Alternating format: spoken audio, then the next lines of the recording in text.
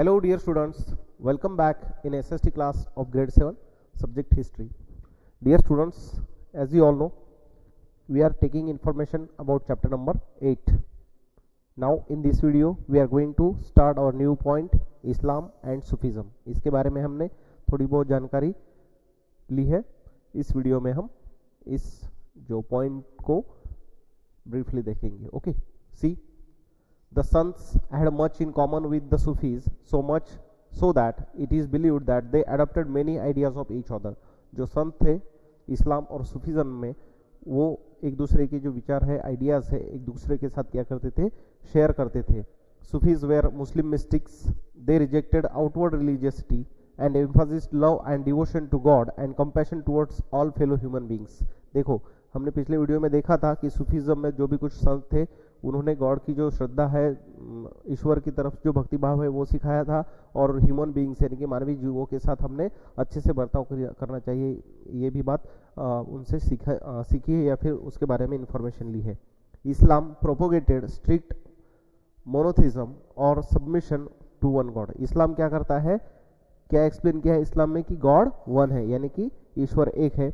In the 8th and 9th centuries, religious scholars developed different aspect of the holy law and the theology of Islam. देखो, अब 9th century में और 8th century में यानी कि 8वीं शताब्दी और 9वीं शताब्दी में लोगों ने क्या किया था, अलग अलग अपने विचारों को लोगों के सामने प्रकट किया था. शरीयत में उन्होंने जो शरीयत है उसमें कुछ बातें लोगों को बताई थी. कौन सी बातें थी वो? Develop different aspect of the Holi law, यानी कि जो ईश्वर के जो लॉज होते हैं, होली लॉज जो होते हैं वो अलग अलग है, इसके बारे में शरीयत में जानकारी दी थी. While the religion of Islam gradually become more complex, Sufis provided it with an additional dimension that favored a more personal devotion to God. अब जो इस्लाम पंथ है या फिर इस्लाम समुदाय है, ये दिन ब दिन क्या होते गया, कॉम्प्लेक्स होते गया. इसमें जो भी कुछ विचारवंत थे, जो लोग थे, उन्होंने अपने अपनी राय देना शुरू किया था, और इसमें सूफी पंथ के जो लोग थे, Sufis provided it with an additional dimension, है कि सूफीज पंथ के जो लोग थे उन्होंने अपने अपने होली लॉज या फिर ईश्वर के रिगार्डिंग जो भी कुछ लॉज थे वो देना शुरू किया था. The Sufis often rejected the elaborate rituals and codes of behaviour demanded by Muslim religious scholars. अब सूफी लोग क्या करते थे, जो मुस्लिम रिलीजियस स्कॉलर्स थे, मुस्लिम विद्वान लोग जो रहते थे, उन्होंने जो बातें समाज को बताई थी या फिर होली लॉज या फिर रिलीजन के मुताबिक जो भी कुछ लॉज उन्होंने बताए थे, उनको कभी कभार वो अपोज करते थे या फिर वो ऐसा मानते थे कि ये लॉज हम अलग तरीके से भी बना सकते हैं या फिर अलग तरीके से सोसाइटी में हम स्प्रेड कर सकते हैं. दे सोड union with God much as lower seeks his believed with a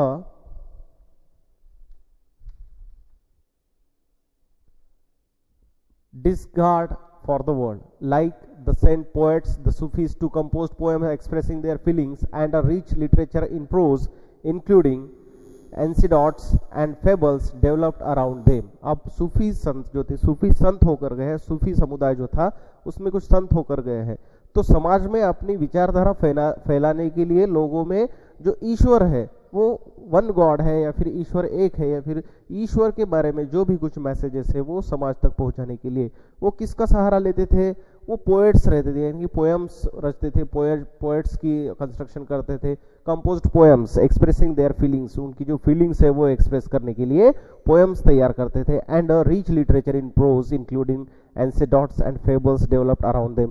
जो कथाएं रहती थी या फिर बहुत बड़े बड़े जो बुक्स रहते थे, उन बुक्स के माध्यम से लोगों तक अपने विचारधाराओं को वो पहुंचाते थे.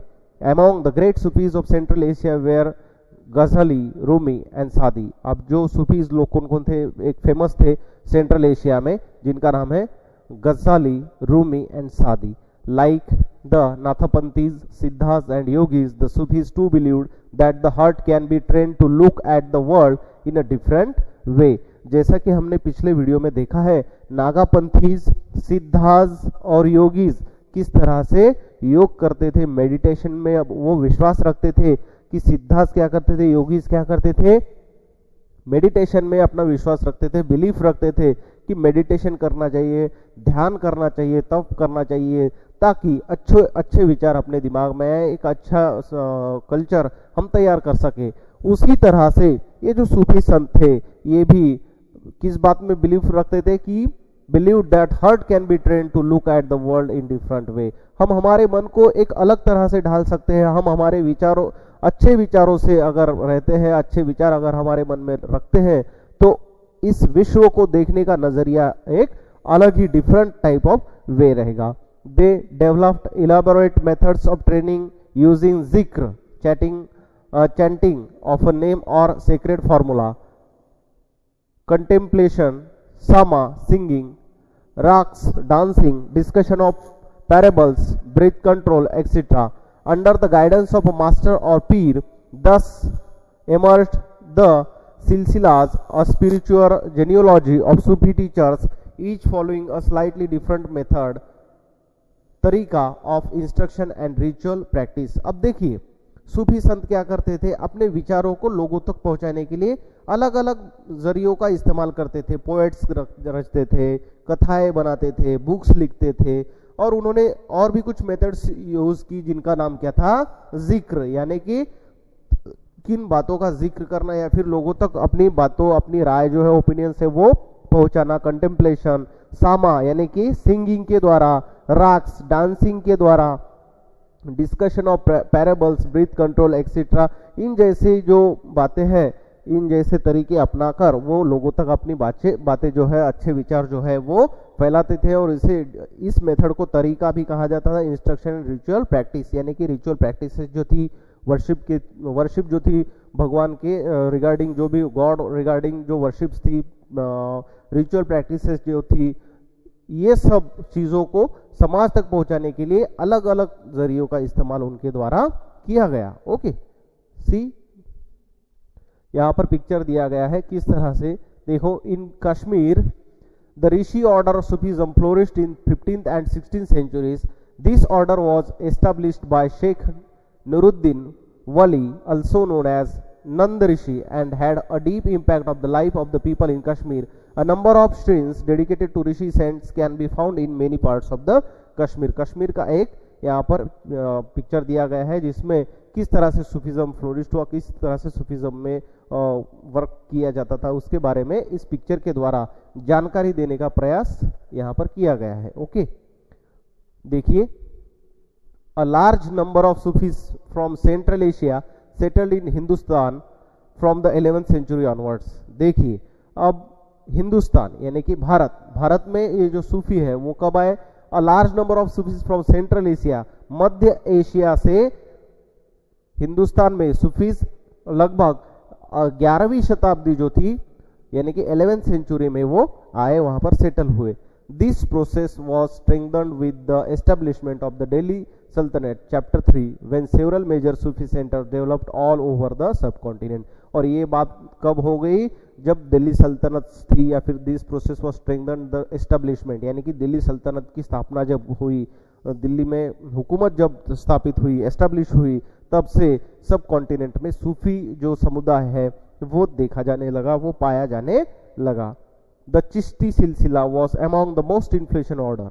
It had a long line of teachers like Khwaja Mainuddin Chishti of Ajmer, Kutubuddin Bakhtiyar Kaki of Delhi, and देखिए बाबा Farid of Punjab, Khwaja Nizamuddin Auliya of Delhi, and बंदा नवाज गीजू दराज of गुलबर्गा। अब देखिए, समाज को अच्छी बातें सिखाना जरूरी था, इसके लिए सूफी संत जो थे अलग अलग समुदाय से, या फिर अलग अलग जो डिफरेंट टाइप्स ऑफ सूफी संत थे, उन्होंने क्या किया, अलग अलग वेज का इस्तेमाल किया था, और इन सब में समाज को अच्छी बातें सिखाने के लिए, अच्छी टीचिंग्स देने के लिए बहुत सारे लोग आगे आए थे। उनमें से कुछ महत्वपूर्ण लोग यहाँ पर दिखाए गए हैं। देखिए, जैसे कि ख्वाजा मोइनुद्दीन चिश्ती, इनका नाम आपने सुना होगा, जो अजमेर में थे। कुतुबुद्दीन बख्तियार काकी ऑफ दिल्ली, दिल्ली में कुतुबुद्दीन बख्तियार काकी नाम के एक इंसान थे, जिन्होंने समाज में ये जो अच्छी बातें हैं वो स्प्रेड करने का काम किया था। उसके बाद है Baba Farid of Punjab, Khwaja Nizamuddin Auliya of Delhi, and Banda Nawaz Gisu Daraz of Gulbarga, Gulbarga के बंदा नवाज गीसू दाराज, है ना। ये सब जो लोग थे, इन्होंने सूफी समुदाय से अपने जो विचार है वो समाज तक फैलाने का काम जारी रखा था। Okay, see next. The Sufi masters held their assemblies in their khanqahs or hospices. Devotees of all descriptions, including members of the royalty and nobility and the ordinary people, flocked to these khanqahas. देखिए, अब the Sufi masters held their assemblies in their khanqahas और hospices. अभी ये क्या है? हॉस्पिसेस या फिर खानखाज एक प्लेस है जहां पर सूफी संत या फिर सूफी जो मास्टर्स रहते थे, सूफी जो संत रहते थे, वो अपने डिवोटीज या फिर भक्तों को या फिर जो लोग वहां पर उनको सुनने के लिए आते थे, वहां पर वो क्या करते थे? उस प्लेस पर वो असेंबल होते थे और वहीं पर सूफी संत अपने विचार जो है लोगों तक पहुंचाने का काम करते थे. Devotees of all descriptions including members of the royalty and nobility, और इसमें बड़े बड़े या फिर रिच पुअर सब लोग समाज से आते थे. And ordinary people flock to these khanqahs. They discussed spiritual matters, sought the blessings of the saints in solving their worldly problems, or simply attended the music and dance sessions. देखिए, अब ये हॉस्पिसेस या फिर खानखास जो थे, इसमें क्या होता था? जो भी कुछ नोबल लोग थे, रॉयल लोग थे या फिर पुअर पीपल थे, जो सोसाइटी से वहां पर आते थे, तो इन सब की जो प्रॉब्लम्स रहते थे, समस्याएं रहती थी या फिर अलग अलग जो स्पिरिचुअल मैटर्स रहते थे, यानी कि धार्मिक जो भावनाएं लोगों की रहती थी, धार्मिक जो बातें थी, उन सब बातों का हल इस खानकाहास में या फिर हॉस्पिसेस में किया जाता था. वहां पर जो संत रहते थे, वो संत क्या करते थे? लोगों की जो उलझने रहती थी, समस्याएं रहती थी, उनका हल करने का काम इस जगह पर किया जाने लगा था. ओके, नेक्स्ट है, often people attributed Sufi matters with miraculous power that could relieve other their illness and troubles. देखिए, कभी कभी क्या होता था? often people attributed Sufi masters, जो सूफी मास्टर्स थे, जिनको हमने पहली लाइन में पढ़ा है कि कुछ सूफी मास्टर्स थे जो लोगों की समस्याओं को हल करने का काम करते थे, वो बहुत ही आसानी से लोगों के इलनेस यानी कि उनके जीवन में जो भी दुख रहते थे या फिर समस्याएं रहती थी, ट्रबल्स रहते थे, संघर्ष रहते थे, कन्फ्लिक्ट्स होते थे, तो उनको बहुत ही आसानी से वो क्या करते थे? सुलझाते थे. द टॉम और dargah of a Sufi saint became a place of pilgrimage to which thousands of people of all faiths thronged. देखिए, अब ये जो टॉम है, ये टॉम आपने द टॉम के बारे में सुना है, दरगाह के बारे में भी आपने सुना है. तो ये सूफी संत क्या करते थे? अपने दरगाह में जो भी कुछ लोग आते थे, उनकी समस्याओं को हल करने का काम किया करते थे. इसीलिए इस प्लेस को एक पिलग्रिमेज प्लेस के रूप पर देखा जाने लगा. वहां पर लोग आने लगे, जैसे कि हम टेंपल में जाते हैं, किसी तीर्थ स्थल पर जाते हैं, अपनी समस्याएं हो या फिर किसी ईश्वर के दर्शन प्राप्त करने के लिए जाते हैं. इसी तरह से अब इस टॉम में या फिर दरगाह में लोग एज अ पिलग्रिमेज प्लेस उसको कंसिडर करके वहां पर हजारों लोग वहां पर आने लगे और वहां पर जो भी कुछ सूफी संत थे, सूफी टीचर थे, उनको अपनी कहानियां बयान करने लगे. ठीक है, देखो, फाइंडिंग द लॉर्ड, यहां पर एक बॉक्स दिया गया है, उसमें दिया गया है फाइंडिंग द लॉर्ड. लॉर्ड का मतलब होता है यहां पर भगवान. Jalaluddin Rumi was a great 13th century Sufi poet. Jalaluddin Rumi एक 13th सेंचुरी के बहुत ही बड़े पोएट होकर गए थे. From Iran, who wrote in Persian, और वो कहां से थे? ईरान से बिलोंग करते थे और वो पर्सियन लैंग्वेज में अपनी पोएट्स लिखा करते थे. Here is an excerpt from his work. अब यहाँ पर कुछ लाइंस दी गई है जो कि उन्होंने लिखी है. किन्होंने लिखी है? Jalaluddin Rumi. He was not on the cross of the Christians. I went to the Hindu temples. देखिए क्या लिखा है? He was not on the cross of the Christians. वो सिर्फ क्रिश्चियन समुदाय से नहीं था. I went to the Hindu temples. मैं हिंदू के जो मंदिर है उनमें गया था. In none of them was there any sign. He was not on the height or in the lowlands. अब भगवान को कहां पर ढूंढ सकते हैं? देखिए, उन्होंने कहा है, बताया है कि भगवान कहां कहां पर है. He was not on the cross of the Christians. Christian समुदाय के क्रॉस पर नहीं. I went to the Hindu temples. Hindu temples में भी मुझे एक भी साइन नहीं दिखा. He was not on the heights और इन द लो लैंड्स. किसी ऊंचे स्थल पर या फिर किसी लो लैंड में भी हम उसे नहीं ढूंढ सकते. I went to the Kaaba of Mecca, मैं मक्का में भी गया लेकिन मुझे उसके दर्शन नहीं हुए। ही वॉज नॉट देयर, वो वहां पर नहीं थे। I asked about him from Avicenna the philosopher, he was beyond the range of Avicenna and I looked into my heart, और मैंने सब देखा, सब मंदिरों में गया, मस्जिदों में गया, मैं क्रिश्चियन लोगों की जो चर्च है वहां पर गया, हर जगह पर मैं गया लेकिन मुझे भगवान नहीं दिखे। और अंततः लास्ट में मैंने मेरे हृदय में झांक कर देखा, I looked into my heart, मैंने मेरे हृदय में झांक कर देखा। In that his place I saw him, और भगवान कहां पर दिखाई दिए मुझे? मेरे ही अंतकरण में, मेरे ही हृदय में भगवान मुझे प्राप्त हुए। He was in no other place. और ये जो जलालुद्दीन रूमी है, इन्होंने इस पोयम से क्या बताया है, इन लाइनों से क्या बताने का प्रयास किया है कि भगवान को ढूंढने के लिए आपको किसी भी मंदिर, मस्जिद, चर्च में जाने की जरूरत नहीं है। भगवान आपके हृदय में बसते हैं, सिर्फ आपको उन्हें ढूंढना पड़ता है, उन्हें फील करना पड़ता है। और वो फीलिंग आपको तभी आएगी जब आपके विचार, आपके संस्कार अच्छे हो, लोगों के प्रति आपका बर्ताव जो है वो अच्छा हो, तभी आप भगवान को अपने आप जो हृदय में आपको वो महसूस हो पाएंगे। ओके, देखो next point, new religious development in north India. North India में रिलीजियस डेवलपमेंट्स कैसे, धार्मिक जो डेवलपमेंट्स है वो किस तरह से हुई थी, इसके बारे में इस पार्ट में हम जानकारी प्राप्त करेंगे। See first line, the period after the 13th century saw a new wave of the bhakti movement in north India. देखो 13th century के बाद नॉर्थ इंडिया में भक्ति का एक अलग ही जरिया वहां पर दिखाई दिया।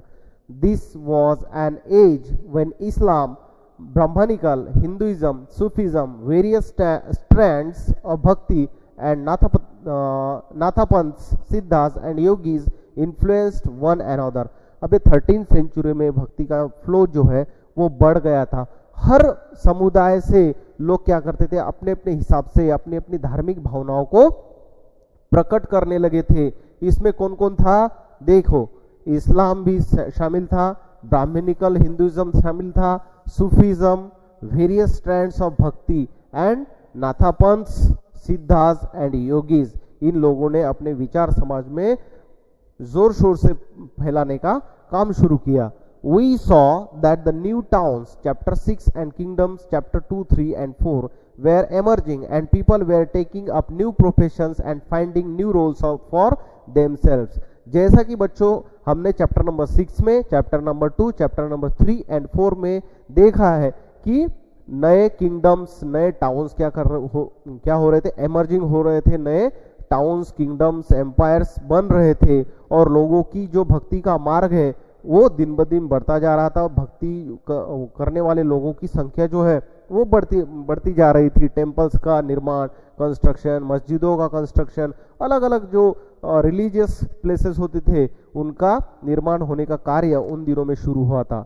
सच people, specially craft person, peasants, traders, labourers, thronged to listen to these new saints and spread their ideas. अब जो समाज के कौन कौन से लोग थे? सच पीपल्स, देखिए, specially craft person, peasant, traders, labourers, thronged to listen to these new saints, यानी कि ये जो नए संत थे, ये जो संत लोगों के विचार थे, ये सुनकर समाज में लोगों को इन बातों को बताना, उनको प्रसारित करने का काम इन संत के द्वारा किया जाने लगा था। ओके, देखो, some of them like Kabir and Baba Guru Nanak rejected all orthodox religions. देखिए, अब जो संत कबीर का नाम आपने सुना होगा, बाबा गुरु नानक इनका भी नाम आपने सुना होगा, तो इन्होंने जो बाकी के ऑर्थोडॉक्स रिलीजन्स थे वो सब रिजेक्ट किए, उनको नहीं माना। Others like Tulsidas and Surdas accepted existing beliefs and practices but wanted to make these accessible to all। अब इसमें सूरदास, तुलसीदास, इन संतों का भी समावेश होता है